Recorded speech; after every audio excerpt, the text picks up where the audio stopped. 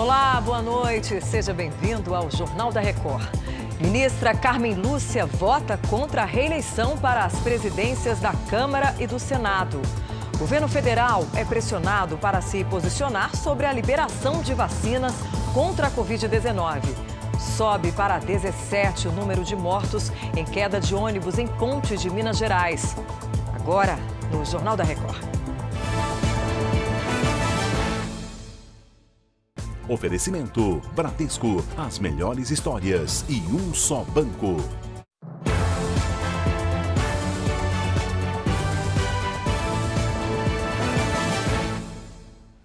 A ministra Carmen Lúcia, do Supremo Tribunal Federal, votou contra a possibilidade de reeleição para as presidências da Câmara e do Senado.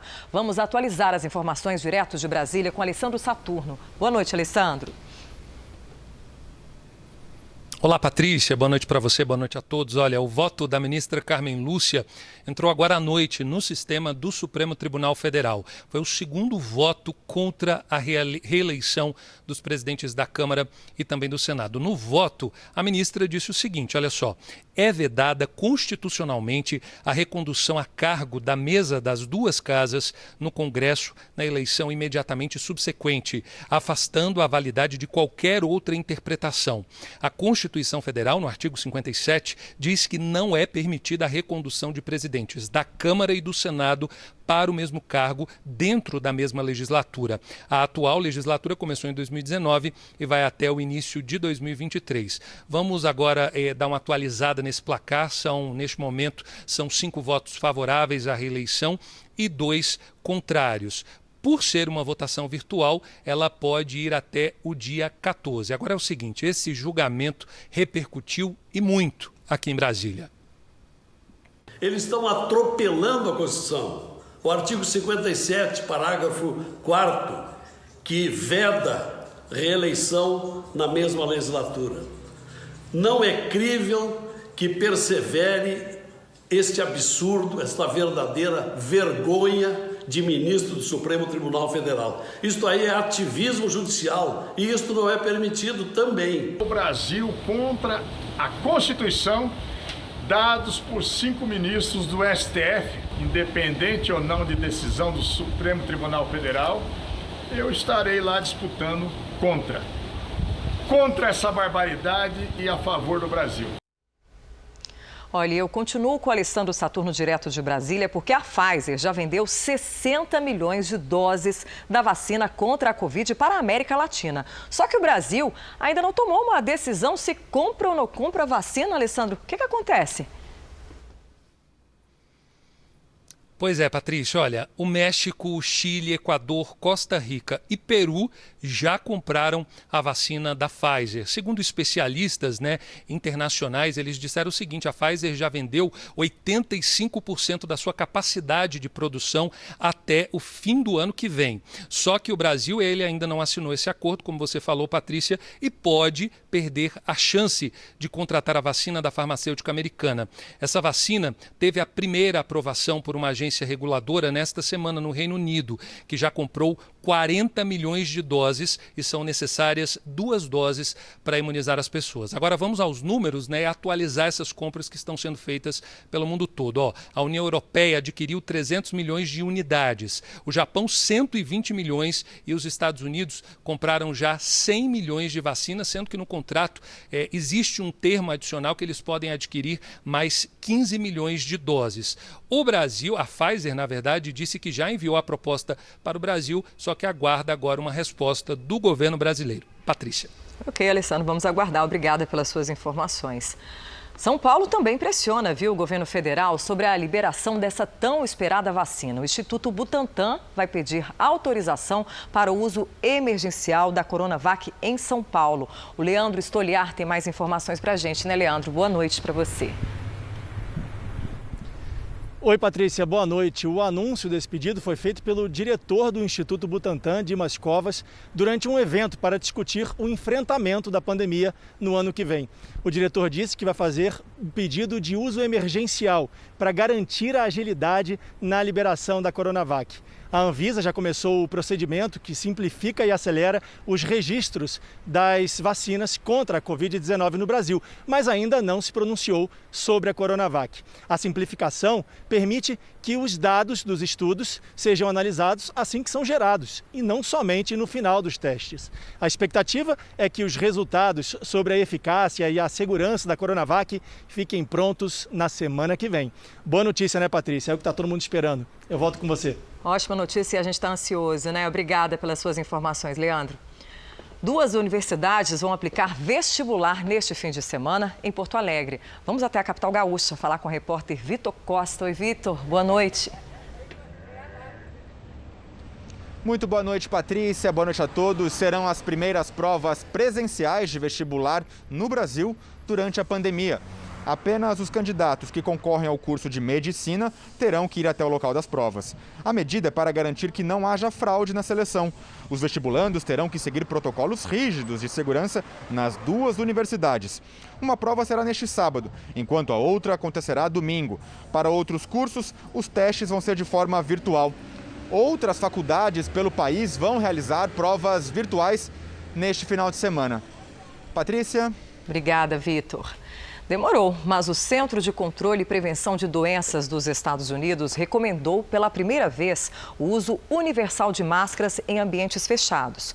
O CDC alertou nesta sexta-feira que o país entrou em uma fase de transmissão de alto nível e que o uso de máscaras é crucial, tanto em ambientes fechados quanto em espaços externos, onde o distanciamento social não pode ser mantido.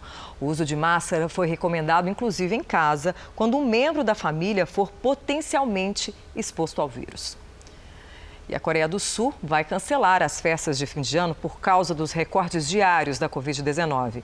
Então, vamos até a Ásia com a correspondente Silvia Kikuchi. O que mais está sendo feito por aí, Silvia? Boa tarde para você.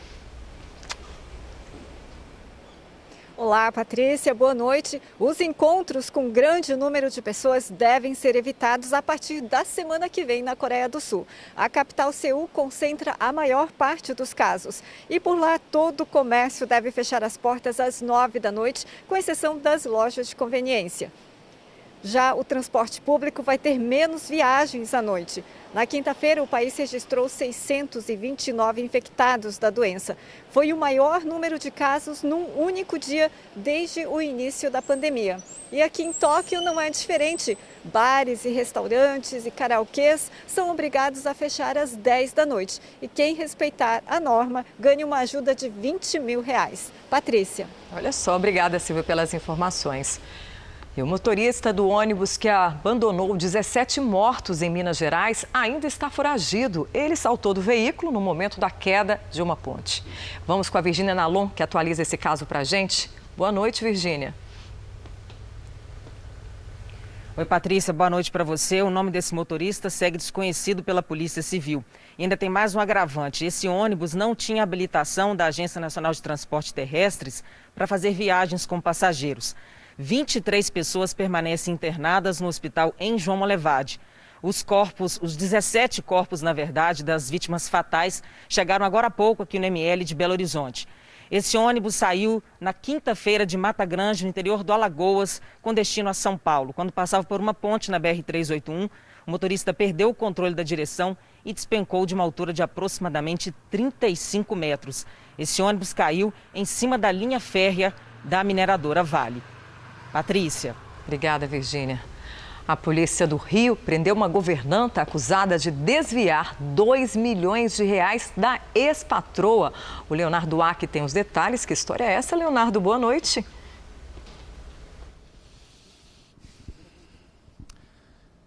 Boa noite, Patrícia. Boa noite a todos. Olha, a mulher estava foragida havia 3 anos. Ela era investigada desde 2012 por causa dos desvios de dinheiro. A Maria do Amparo Correia foi encontrada num sítio na cidade de Magé, na região metropolitana do Rio.